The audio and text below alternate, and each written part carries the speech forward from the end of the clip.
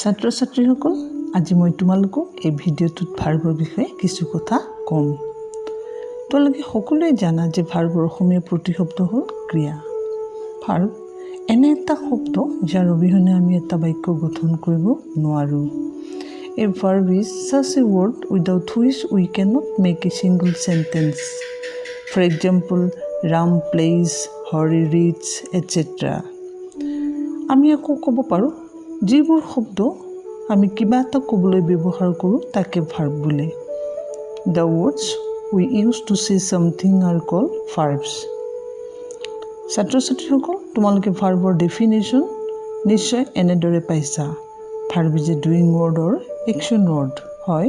ভাৰ্বক কাম বুজোৱা বা কাৰ্য বুজোৱা শব্দ বুলিও কোৱা হয়। এই ভাৰ্বৰ বিভিন্ন ভাগ আছে। ইয়াৰ গঠন অনুসৰি, ইয়াৰ ৰূপ অনুসৰি, ইয়াৰ ব্যৱহাৰ অনুসৰি ইয়াৰ বিভিন্ন ভাগ আছে। আমি আহোচোন এতিয়া এই ভাগবোৰ চাওঁ। প্ৰথমতে আমি আহোঁ ভাৰ্বৰ ৰূপ অনুসৰি হোৱা ভাৰ্বৰ বিভিন্ন ভাগসমূহলৈ। According to its form, a verb is divided into 5 different forms. These are base form, aorist form, past participle form and present participle form. উদাহৰণ হিচাপে আমি go ভাৰ্বটো লওঁ। গোৰ বিভিন্ন ভাগসমূহ এনেদৰে হ'ব: go, goes, went, gone, going. এইবাৰ আমি চাওঁ গঠন অনুসৰি হোৱা ভাৰ্বৰ ভাগসমূহলৈ। According to its structure, a verb is divided into 2 different parts. One is transitive verb and the other is intransitive verb. What is transitive verb? A transitive verb denotes an action passing from the subject or the doer to an object. অৰ্থাৎ যেতিয়া এটা ভাৰ্বৰ কাৰ্য কৰ্তাজনৰ কোনো এটা বস্তু লৈ যায় তাকে ট্ৰেনজিটিভ ভাৰ্ব বোলে। So, transitive verb must have an object after it. For example, she writes letter. অৰ্থাৎ ট্ৰেনজিটিভ ভাৰ্বৰ পিছত এটা অবজেক্ট থকাটো উচিত বা প্ৰয়োজন। An intransitive verb does not take an object after it. For example, he plays. অৰ্থাৎ ইন্ট্ৰেনজিটিভ ভাৰ্বৰ পিছত কোনো অবজেক্ট নাথাকে। আকৌ আমি চাওঁ ব্যৱহাৰ অনুসৰি হোৱা ভাৰ্বৰ ভাগসমূহলৈ। According to its use, a verb is divided into 2 different parts. One is principal verb or main verb and the other is auxiliary verb or helping verb. What is principal verb?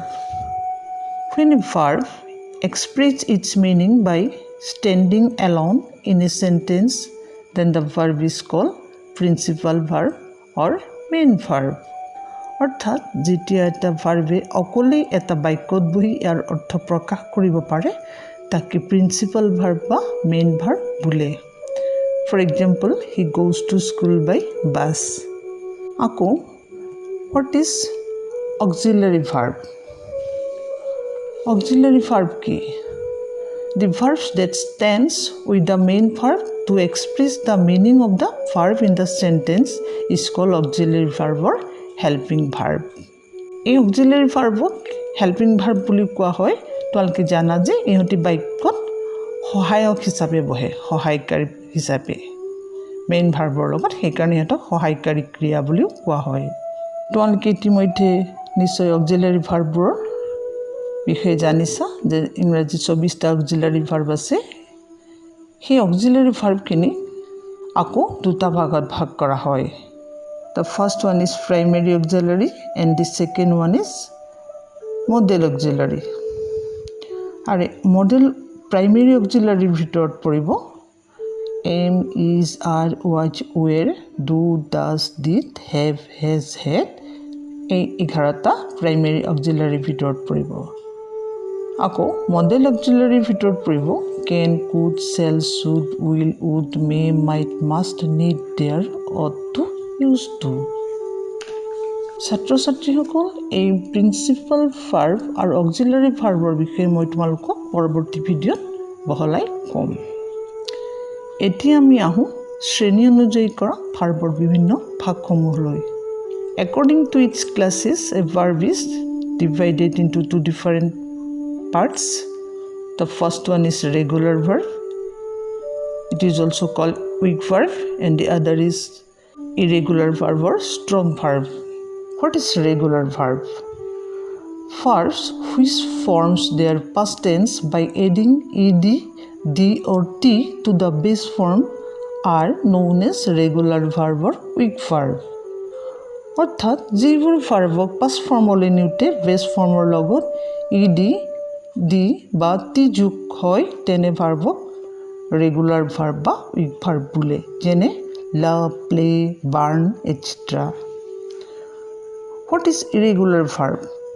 Verb which form their past tense by simply changing the vowel without adding d, ed or t called irregular verb or strong verb.